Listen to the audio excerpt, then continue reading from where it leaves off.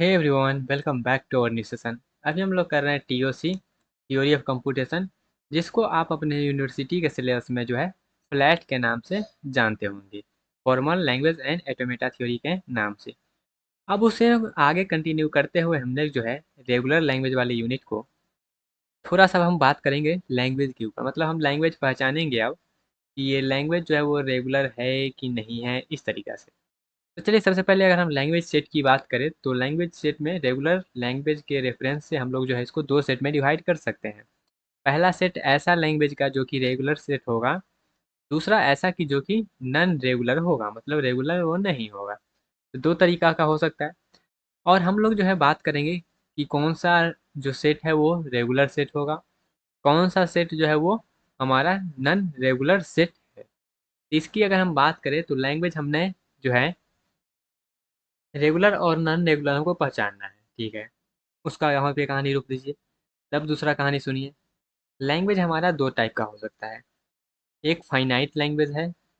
Language तो वैसे बहुत टाइप का हो सकता है, लेकिन फाइनाइट और इनफाइनाइट के टर्म में हम लोग बात कर रहे हैं। फाइनाइट लैंग्वेज हो सकता है और इनफाइनाइट टाइप का लैंग्वेज हो सकता है, ठीक है। इतना समझ में आया? अब ध्यान दीजिएगा।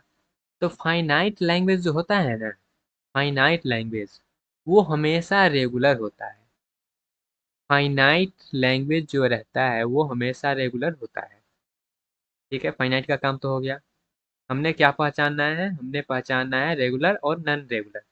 तो फाइनाइट लैंग्वेज जो भी होगा वो हमारा ऑलवेज रेगुलर होगा, ठीक है। अब आते हैं इनफाइनाइट वाला कहानी पे। तो इनफाइनाइट लैंग्वेज में भी दो केस हो सकता है। पहला केस ये कि लैंग्वेज हमारा एक ही सिंबल यूज करता हो। एल मतलब यहाँ पे लैंग्वेज है, L for language. Language over one symbol, एक ही सिंबल वो यूज करता होगा। सेकेंड हमारे पास केस ये होता है कि वो एक से ज़्यादा सिंबल का यूज़ करता हो लैंग्वेज, ठीक है।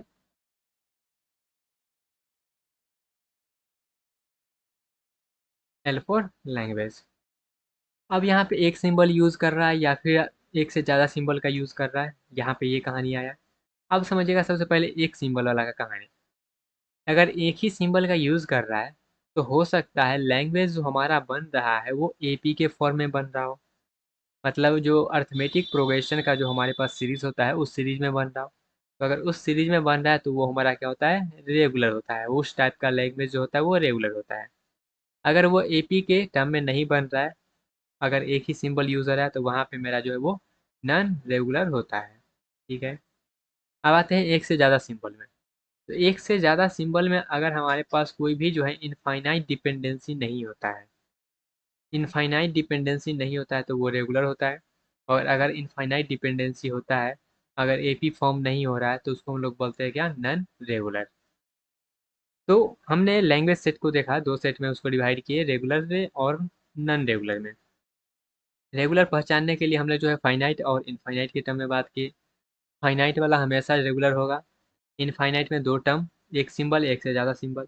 एक सिंबल में अगर एपी आ रहा है तो वो जो है रेगुलर होगा, और एपी में नहीं आ रहा है एक सिंबल वाला में तो वो जो है नॉन रेगुलर होगा। एक से ज़्यादा सिंबल वाला में अगर इनफाइनाइट डिपेंडेंसी नहीं है तो रेगुलर होगा, अगर इनफाइनाइट डिपेंडेंसी है तो वो रेगुलर नहीं होगा।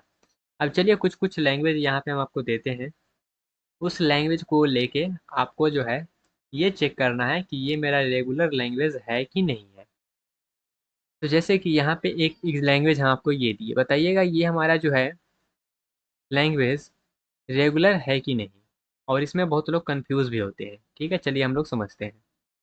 तो ये जो हमारा ए स्टार है और बी स्टार है, क्या यहाँ पे इसको हम लोग जो है ए के पावर एम और बी के पावर एन लिख सकते हैं? बिल्कुल लिख सकते हैं। और एम और एन की बात करें तो एम जो मेरा है वो ग्रेटर देन जीरो होगा, एन भी मेरा greater than equals to zero होगा, यही होगा, ठीक है। तो क्या यहाँ पे इनफाइनाइट डिपेंडेंसी है? आप कहिएगा लग तो रहा है इनफाइनाइट डिपेंडेंसी है, क्योंकि जीरो से हम कोई भी वैल्यू रख सकते हैं, यहाँ पर भी हम कोई भी वैल्यू रख देंगे। तो कोई भी वैल्यू आप रख देंगे, मान लेते हैं, जैसे मान लेते हैं आप रख दीजिए यहाँ पे 5 रख दीजिए, एम का वैल्यू 5 रख दीजिए और बी का वैल्यू जो है 7 रख दीजिए। कुछ भी वैल्यू रख सकते हैं। ए का वैल्यू हमारा क्या हो गया? ए का वैल्यू हो गया 7, बी का वैल्यू हो गया 5। तो क्या ये इनफाइनाइट है? या फिर फाइनाइट है डिपेंडेंसी कहने का मतलब ये है कि डिपेंड करना चाहिए, यहाँ ये जा रहा है उधर तो वो भी जा रहा है उधर, लेकिन यहाँ पे डिपेंडेंसी नहीं है, इनफाइनाइट है कि नहीं वो इनफाइनाइट यहाँ पे स्ट्रिंग तो जनरेट होगा ही, वो तो सबसे इनफाइनाइट स्ट्रिंग जनरेट होता है। तो स्ट्रिंग का यहाँ पे बात नहीं कर रहे हैं, यहाँ पे डिपेंडेंसी का बात कर रहे हैं, तो यहाँ पे इनफाइनाइट डिपेंडेंसी नहीं है, ये एक दूसरे पे डिपेंड नहीं कर रहा है। इसको हम सेपरेट वैल्यू रख सकते हैं, इसको भी हम सेपरेट वैल्यू रख सकते हैं, एक ही वैल्यू दोनों को हम नहीं रख सकते हैं। तो यहाँ पे मेरा ये जो है रेगुलर होगा, यहाँ पे कोई भी इनफाइनाइट डिपेंडेंसी नहीं है।